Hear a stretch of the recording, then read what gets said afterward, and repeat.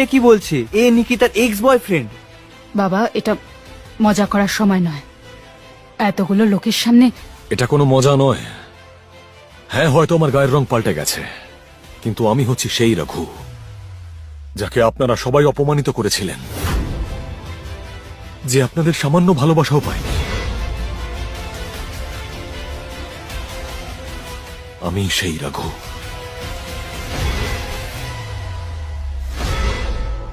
না না, এটা ইম্পসিবল। হ্যাঁ, আর আজ একটাই কারণে ফিরে এসেছি, যাতে আপনাদের সবাইকে আপনাদের যোগ্যতা দেখাতে পারি। রঘু,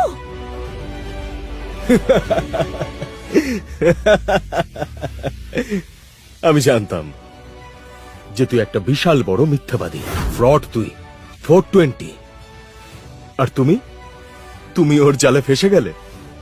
1 নম্বরের বোকা মেয়ে তুমি। কিন্তু তুমি এটা জানো, তোমার সঙ্গে এটাই হওয়া উচিত।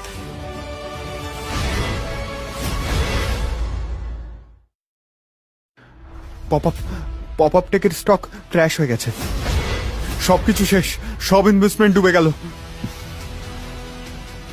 কি এসব তুমি আমার সঙ্গে করেছো? তোমরা দুজনে মিলে আমার সঙ্গে খেলা খেলেছো? নিকিতা, খবরদার, তুমি যদি ওর গায়ে হাত দাও একবারও, তোমার মুখের নকশাই পাল্টে দেবো আমি। তোমার মুখটাও কয়লার মতো কালো করে দেবো। ভুলে যেও না, আমার বডিগার্ডরা নিচেই দাঁড়িয়ে আছে, বুঝেছো? এবার তোমার কাছে না আছে টাকা, না ভালোবাসা, আর কোম্পানির টাকা নিয়ে পার্সোনাল ইনভেস্টমেন্ট করার জন্য তোমাকে জেলে যেতেই হবে। না না, এটা হতে পারে না।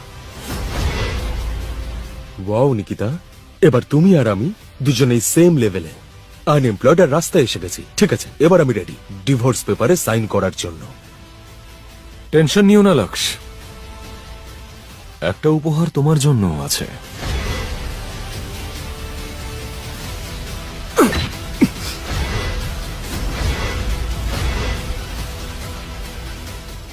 সবকিছু শেষ হয়ে গেল।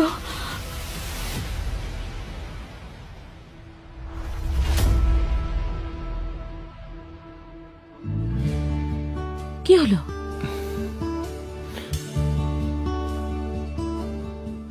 মিহিকা খান্না, তুমি কি আমাকে বিয়ে করবে?